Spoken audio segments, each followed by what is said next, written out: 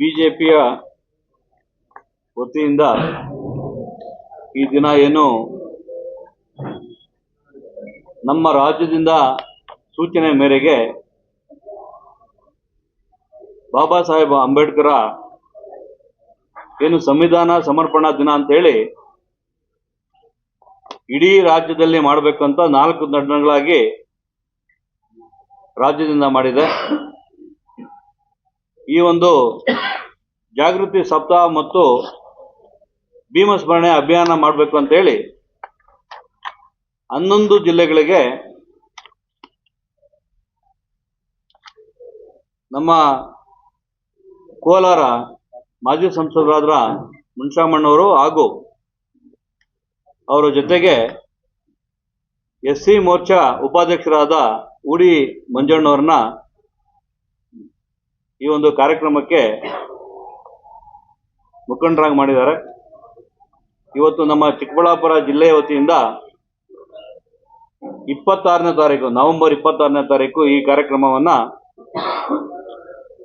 ಬಾಬಾ ಸಾಹೇಬ್ ಅಂಬೇಡ್ಕರ್ ಏನು ಒಂದು ಕೊಡುಗೆ ಇದೆ, ಆ ಕೊಡುಗೆಗೆ ಕಾಂಗ್ರೆಸ್ ಏನೆಲ್ಲ ಮಾಡ್ಕೊ ಬಂದಿದೆ, ಬಿಜೆಪಿ ವತಿಯಿಂದ ಏನು ಮಾಡಿದೆ, ಇದನ್ನ ಜನಜಾಗೃತಿ ಮುಟ್ಟಿಸೋದಕ್ಕೆ ಕಟ್ಟಕಡೆಯ ಮತದಾರರಿಗೂ ಒಂದು ಮುಟ್ಟಬೇಕು.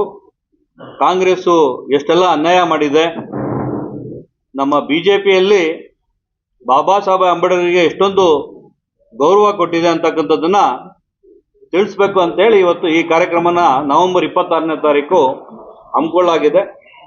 ಅದರ ಪೂರ್ವಭಾವಿ ಸಭೆಯಾಗಿ ಇವತ್ತು ಇಡೀ ನಮ್ಮ ಜಿಲ್ಲೆಯ 5 ಕ್ಷೇತ್ರಗಳಿಂದ ಬಿಜೆಪಿ ವತಿಯಿಂದ ಎಲ್ಲ ನಮ್ಮ ಮುಖಂಡರು ನಮ್ಮ ಪೂರ್ವಭಾವಿ ಸಭೆಗೆ ಬಂದಿದ್ದಾರೆ. ಮುನ್ಸಮ್ಮಣ್ಣವರು, ಮಂಜಣ್ಣವರು, ಅಲ್ಲಿಂದ ಶಿಡ್ಲಘಟ್ಟದಿಂದ ಮಾಜಿ ಶಾಸಕರ ರಾಜಣ್ಣವರು, ಚಿಂತಾಮಣಿಯ ನಮ್ಮ ಅಭ್ಯರ್ಥಿಗಳಾಗಿದ್ದ ಮುಖಂಡರಾದ ಗೋಪಿಯವರು, ಎಲ್ಲ ಮೋರ್ಚಾದ ಅಧ್ಯಕ್ಷರುಗಳು ಬಂದಿದ್ದಾರೆ. ಎಲ್ಲ ಒಂದು ಕ್ಷೇತ್ರದ ನಮ್ಮ ಅಭ್ಯರ್ಥಿಗಳಾಗಿರ್ತಕ್ಕಂಥವರು ಈ ಒಂದು ಕಾರ್ಯಕ್ರಮದಲ್ಲಿ ಉಪಸ್ಥಿತಿದ್ದಾರೆ. ಮಂಡಲ ಅಧ್ಯಕ್ಷರು, ಪ್ರಧಾನ ಕಾರ್ಯದರ್ಶಿಗಳು, ಜಿಲ್ಲಾ ಪ್ರಧಾನ ಕಾರ್ಯದರ್ಶಿಗಳು, ಮೋರ್ಚಾದ ಅಧ್ಯಕ್ಷಗಳು, ಪ್ರಧಾನ ಕಾರ್ಯದರ್ಶಿಗಳು ಎಲ್ಲರೂ ಸೇರಿ ಒಟ್ಟಿಗೆ ಇವತ್ತು ಈ ಪೂರ್ವಭಾವಿ ಸಭೆಗೆ ಬಂದಿದ್ದಾರೆ. ಈ ಒಂದು ಕಾರ್ಯಕ್ರಮನ ಸುದ್ದಿಗೋಷ್ಠಿಯನ್ನ ಮುನ್ಷಾಮಣ್ಣವರು ತಗೊಳ್ಳತಕ್ಕಂಥ ಒಂದು ಕಾರ್ಯಕ್ರಮ ಇದೆ. ಈ ಕಾರ್ಯಕ್ರಮದಲ್ಲಿ ಬಂದಿರತಕ್ಕಂಥ ನಮ್ಮ ಮಾಧ್ಯಮ ಮಿತ್ರರು ಕೂಡ ಧನ್ಯವಾದಗಳು ತಿಳಿಸ್ತೀನಿ. ಈ ಒಂದು ಕಾರ್ಯಕ್ರಮನ ಸಂಕ್ಷಿಪ್ತವಾಗಿ ಮುನ್ಷಾಮಣ್ಣ ನಡೆಸ್ಕೊಳ್ಬೇಕಂತ ವಿನಂತಿ ಮಾಡ್ತೀನಿ. ಅಂಬೇಡ್ಕರ್ಗೆ ನೀವು ಯಾವ ರೀತಿ ಮೋಸ ಮಾಡಿದ್ರಿ, ಸಂವಿಧಾನದಲ್ಲಿ ಎಷ್ಟು ತಿದ್ದುಪಡಿಗಳಾಗಿದೆ, ಅದರಲ್ಲಿ ನೀವು ಏನು ಉದ್ದೇಶಕ್ಕೋಸ್ಕರ ಮಾಡಿದ್ರಿ, ವಾಜಪೇಯಿ ಅವರು ನರೇಂದ್ರ ಮೋದಿ ಅವರು ಯಾವ ಉದ್ದೇಶಕ್ಕೋಸ್ಕರ ತಿದ್ದುಪಡಿ ಮಾಡಿದ್ರು, ಇದ್ರ ಬಗ್ಗೆಲ್ಲ ವಿಷಯಗಳನ್ನ ಸವಿಸ್ತಾರವಾಗಿ ಪ್ರತಿ ಬೂತ್ಗಳಲ್ಲೂ ತಿಳಿಸ್ಬೇಕು ಅಂತೇಳಿ ಇವತ್ತು ಸಂವಿಧಾನ ಸಮರ್ಪಣಾ ದಿನ ಜಾಗೃತಿ ಸಪ್ತಾಹ ಭೀಮಾ ಸ್ಮರಣೆ ಕಾರ್ಯಕ್ರಮವನ್ನ ನಾವು 26ನೇ ತಾರೀಕು ಚಿಕ್ಕಬಳ್ಳಾಪುರದಲ್ಲಿ ನಮ್ಮ ಎಲ್ಲ ಮುಖಂಡರುಗಳ ನೇತೃತ್ವದಲ್ಲಿ ಹಮ್ಮಿಕೊಂಡಿದ್ದೀರಿ. ಅದಕ್ಕೋಸ್ಕರ ಪ್ರತಿ ಬೂತ್ಗಳಲ್ಲೂ ಇದು ವಿಷಯ ತಿಳಿಸಿ ಎಲ್ಲ ಈ ದೇಶದಲ್ಲಿರ್ತಕ್ಕಂಥ ಪ್ರತಿಯೊಂದು ಕಮ್ಯುನಿಟಿನೂ ಡಾಕ್ಟರ್ ಬಾಬಾ ಸಾಹೇಬ್ ಅಂಬೇಡ್ಕರ್ನ ನೆನೆಸ್ಕೊಳ್ಳೋಂಥ ದಿನ, ಸಂವಿಧಾನ ಕೊಟ್ಟಿರ್ತಕ್ಕಂಥ ದಿನ. ಅದಕ್ಕೋಸ್ಕರ ಇದ್ರ ಬಗ್ಗೆ ಅರಿವು ಮೂಡಿಸಿ ಮುಂದಿನ ದಿನಗಳಲ್ಲಿ ಈ ಭ್ರಷ್ಟ ಕಾಂಗ್ರೆಸ್ ಸರ್ಕಾರವನ್ನ ಕಿತ್ತೊಗಿಬೇಕು. ಅಂಬೇಡ್ಕರ್ ವಿರೋಧಿ, ದಲಿತ ವಿರೋಧಿ ಕಾಂಗ್ರೆಸ್ ಸರ್ಕಾರವನ್ನ ಕಿತ್ತೊಗಿಬೇಕು. ಸುಮಾರು 150ಕ್ಕೂ ಹೆಚ್ಚು ಸೀಟುಗಳಲ್ಲಿ ನಾವು ಗೆಲ್ಲಬೇಕು ಅಂತೇಳಿ ಇವತ್ತು ನಮ್ಮ ರಾಷ್ಟ್ರೀಯ ಅಧ್ಯಕ್ಷರಾದಂಥ ನಡ್ಡಾಜಿಯವರು, ಅಮಿತ್ ಶಾ ಅವರು, ನಮ್ಮ ಸನ್ಮಾನ್ಯ ನರೇಂದ್ರ ಮೋದಿಯವರು, ನಮ್ಮ ರಾಜ್ಯ ಅಧ್ಯಕ್ಷರಾದಂಥ ವಿಜೇಂದ್ರಣ್ಣವರು, ನಮ್ಮ ಎಲ್ಲ ಮುಖಂಡರುಗಳು ಅಶೋಕಣ್ಣ ರಾಜಾಗಿ ಪ್ರತಿಯೊಬ್ಬರೂ ನಮ್ಗೆ ಸೂಚನೆ ಕೊಟ್ಟಿರೋದ್ರಿಂದ ಇವತ್ತು ಪೂರ್ವಭಾವಿ ಸಭೆ ಮಾಡಿದ್ದೀರಿ. ಅದಕ್ಕೋಸ್ಕರ 26ನೇ ತಾರೀಕು ನಾವೇನು ಕಾರ್ಯಕ್ರಮ ನಂಬ್ಕೊಂಡಿದ್ದೀರಿ, ಆ ಕಾರ್ಯಕ್ರಮದಲ್ಲಿ ಸಹಸ್ರಾರು ಸಂಖ್ಯೆಯಲ್ಲಿ ಭಾಗವಹಿಸಿ ಕಾಂಗ್ರೆಸ್ ಸರ್ಕಾರದ ಭ್ರಷ್ಟ ನಿಲುವುಗಳು, ಸಂವಿಧಾನಕ್ಕೆ ಮಾಡಿರ್ತಕ್ಕಂಥ ಅಪಮಾನ, ಅಂಬೇಡ್ಕರ್ಗೆ ಮಾಡಿರ್ತಕ್ಕಂಥ ಅಪಮಾನ, ಇದ್ರ ಬಗ್ಗೆ ಎಲ್ಲ ವಿಷಯ ತಿಳಿಸ್ಬೇಕು ಅಂತೇಳಿ ಈ ದಿನ ನಾವು ಈ ಪತ್ರಿಕಾಗೋಷ್ಠಿಯನ್ನ ಹಮ್ಮಿಕೊಂಡಿದ್ರಿ. ಅದಕ್ಕೋಸ್ಕರ ಈ ಪತ್ರಿಕಾಗೋಷ್ಠಿಗೆ ತಾವೆಲ್ಲ ಬಂದು ಈ ಕಾಂಗ್ರೆಸ್ ಮಾಡಿರ್ತಕ್ಕಂಥ ಮೋಸ, ಯಾವ ರೀತಿ ಅವರನ್ನ ಪಾರ್ಲಿಮೆಂಟ್ಗೆ ಹೋಗದೆ ಇರ್ತಕ್ಕಂಥ ರೀತಿಯಲ್ಲಿ ತಡೆದ್ರು, ಚುನಾವಣೆಗೆ ನಿಂತ ಸಂದರ್ಭದಲ್ಲಿ ಆಗಿನ ಪ್ರಧಾನಮಂತ್ರಿಗಳಾಗಿದ್ದಂಥ ನೆಹರೂರವರು ಎರಡೆರಡು ಬಾರಿ ಚುನಾವಣಾ ಪ್ರಚಾರಕ್ಕೆ ಹೋಗಿ ಅವರ ಅಧಿಕಾರವನ್ನು ದುರುಪಯೋಗ ಪಡಿಸ್ಕೊಂಡು ಅಂಬೇಡ್ಕರ್ ಅವರ ಸಹಾಯಕರಾಗಿದ್ದಂಥ ಕಾರಜೋಳ್ಕರ್ ಅವ್ರನ್ನ ಅಂಬೇಡ್ಕರ್ ವಿರುದ್ಧವಾಗಿ ನಿಲ್ಲಿಸಿ ಅಂಬೇಡ್ಕರ್ ಅವರು ವಿದ್ಯಾವಂತರು ಬುದ್ಧಿವಂತರು ಅಂತ ಬುದ್ಧಿವಂತರಿದ್ರೆ ನಮ್ದೇನು ನಡೆಯಲ್ಲ ಅಂತ ತಿಳ್ಕೊಂಡಿದ್ದಂಥ ನೆಹರೂರವರು ಅವ್ರ ಚುನಾವಣೆಯಲ್ಲಿ ಯಾವ ರೀತಿ ಸೋಲಿಸಿದ್ರು, ಡಾಕ್ಟರ್ ಬಾಬಾ ಸಾಹೇಬ್ ಅಂಬೇಡ್ಕರ್ ಕೊಟ್ಟಂತ ಸಂವಿಧಾನದಲ್ಲಿ ನೆಹರು ಅವ್ರ ಕಾಲದಿಂದನೂ ಇಂದಿರಾ ಗಾಂಧಿ ಅವ್ರ ಕಾಲದಿಂದನೂ ಅವರು ಸ್ವಾರ್ಥಕ್ಕಾಗಿ ಸಂವಿಧಾನದ ಮೂಲ ಉದ್ದೇಶವನ್ನು ಬದಿಗೆಟ್ಟು ಯಾವ ರೀತಿ ಅದನ್ನು ದುರುಪಯೋಗ ಪಡಿಸ್ಕೊಂಡ್ರು. ಇವತ್ತು ವೋಟ್ ಚೋರಿ ಅಂತ ಹೇಳ್ತಾ ಇರ್ತಕ್ಕಂಥ ಕಾಂಗ್ರೆಸ್ ಅವರು ನಿಜವಾಗ್ಲೂ ವೋಟ್ ಚೋರಿ ಮಾಡಿರ್ತಕ್ಕಂಥದ್ದು ಅಂದಿನ ಪ್ರಧಾನಮಂತ್ರಿಗಳಾಗಿದ್ದಂಥ ನೆಹರೂರವರು ಇಂದಿರಾ ಗಾಂಧಿ ಅವ್ರನ್ನ ಕೋರ್ಟಲ್ಲಿ ಚೀಮಾರಿ ಹಾಕಿ ಅವರ ಆಯ್ಕೆಯನ್ನು ಅಸಿಂಧುಗೊಳಿಸಿದ್ದಕ್ಕೆ ಈ ದೇಶದಲ್ಲಿ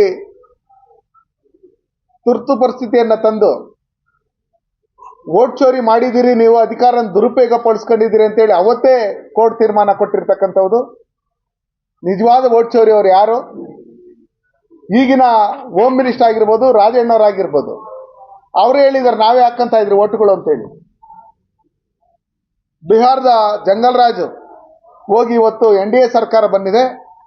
ಅವತ್ತಿಂದ ಕಾಂಗ್ರೆಸ್ ಅಲ್ಲಿದ್ದಂಥ ಸರ್ಕಾರಗಳಲ್ಲಿ ಯಾವ ರೀತಿ ವೋಟ್ ಚೋರಿ ಮಾಡ್ತಾ ಇತ್ತು, ಅವ್ರ ವಿರುದ್ಧವಾಗಿ ಓಟ್ಗಳು ಬರುತ್ತೆ ಅಂತಾರೆ ಯಾವ ರೀತಿ ಆ ಊರುಗಳಲ್ಲಿ ಜನರಿಗೆ ವೋಟ್ ಹಾಕಂತ ಹಕ್ಕನ್ನ ಕಸ್ಕೊಂಡು ಅವರೇ ವೋಟ್ ಹಾಕಿ ಅವ್ರ ವಿರುದ್ಧವಾಗಿ ವೋಟ್ ಬಂದಿರ್ತಕ್ಕಂಥ ಬೂತ್ಗಳನ್ನು ತಗೊಂಡೋಗಿ ಕೆರೆಯಲ್ಲಿ ನದಿಯಲ್ಲಿ ಬಿಸಾಕಿ ಬರ್ತಾ ಇದ್ದಂಥದ್ದು, ಕೊಲೆಗಳು ಮಾಡ್ತಾ ಇದ್ದಂಥದ್ದು, ಇದನ್ನೆಲ್ಲ ನೋಡಿದಂಥ ಸಂದರ್ಭದಲ್ಲಿ ವೋಟ್ ಚೋರಿ ನಿಜವಾಗ್ಲೂ ಮಾಡಿರ್ತಕ್ಕಂಥದ್ದು ಅಲಿಬಾಬಾ 40 ಚೋರ್ಸ್ ಅಂತ ಹೇಳ್ಬಿಟ್ಟು INDA ಮಿತ್ರಕೂಟ ಮಾಡ್ಕೊಂಡಿದ್ದಾರೆ. ಇವರೇ ವಿನಃ NDA ನರೇಂದ್ರ ಮೋದಿ ಅವರು ಭಾರತೀಯ ಜನತಾ ಪಾರ್ಟಿ ಅಲ್ಲ. ಡಾಕ್ಟರ್ ಬಾಬಾ ಸಾಹೇಬ್ ಅಂಬೇಡ್ಕರ್ ಅವ್ರನ್ನ ಸೋಲಿಸಿ ಯಾರು ಸೋಲಿಸಿದ್ರು ಅವ್ರಿಗೆ ಪದ್ಮಭೂಷಣ ಪ್ರಶಸ್ತಿ ಕೊಟ್ಟಿದ್ದು ಯಾರು? ಮತ್ತೆ ಡಾಕ್ಟರ್ ಬಾಬಾ ಸಾಹೇಬ್ ಅಂಬೇಡ್ಕರ್ ಅವರು ವೆಸ್ಟ್ ಬೆಂಗಾಲಲ್ಲಿ ಗೆದ್ದು ಬಂದ ಸಂದರ್ಭದಲ್ಲಿ ಅಲ್ಲಿ ಹಿಂದೂಗಳೇ ಮೆಜಾರಿಟಿ ಇದ್ದಂಥ ಜಾಗಗಳನ್ನು ಪಾಕಿಸ್ತಾನಕ್ಕೆ ಬಿಟ್ಕೊಟ್ಟಿದ್ದ್ಯಾರು? ಮತ್ತೆ ಅವರು ಚುನಾವಣೆಯಲ್ಲಿ ನಿಂತ್ಕೊಳ್ಳೋದಕ್ಕೆ ಅವಕಾಶ ಮಾಡಿಕೊಡ್ತಿದ್ದಂಥದ್ದು ಯಾರು? ಅವ್ರು ಮಂತ್ರಿ ಆಗಿದ್ದಂಥ ಸಂದರ್ಭದಲ್ಲಿ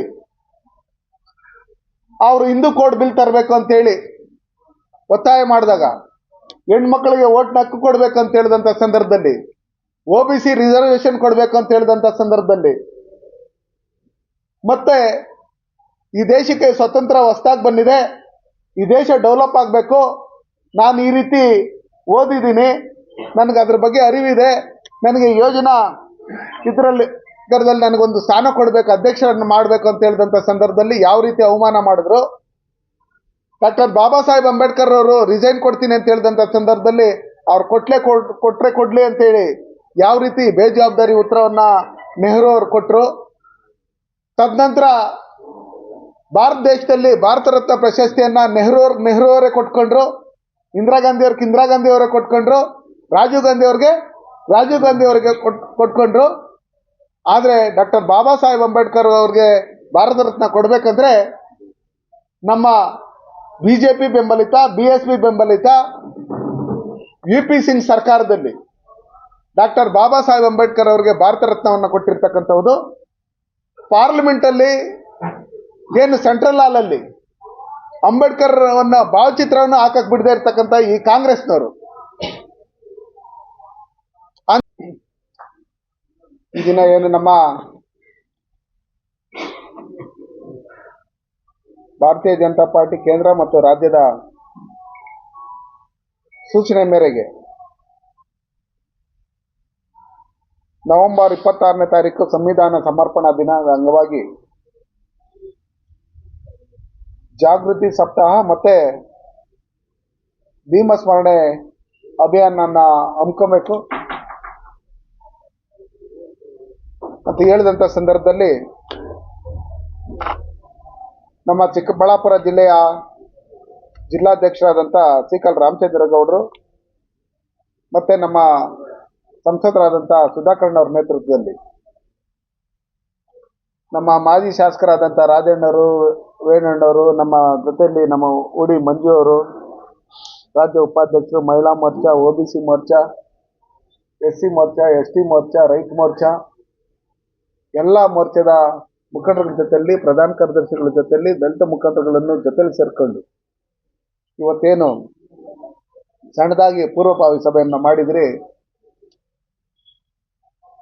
ಜೊತೆಯಲ್ಲಿ ಇವತ್ತು ಪತ್ರಿಕಾಗೋಷ್ಠಿಯನ್ನು ಮಾಡಬೇಕು ಅಂತೇಳಿ ನಮ್ಮ ಪತ್ರಿಕಾ ಬಂದವರು ನಮ್ಮ ಸೋದರಿಗೂ ನಾನು ಸ್ವಾಗತ ಬಯಸ್ತಾ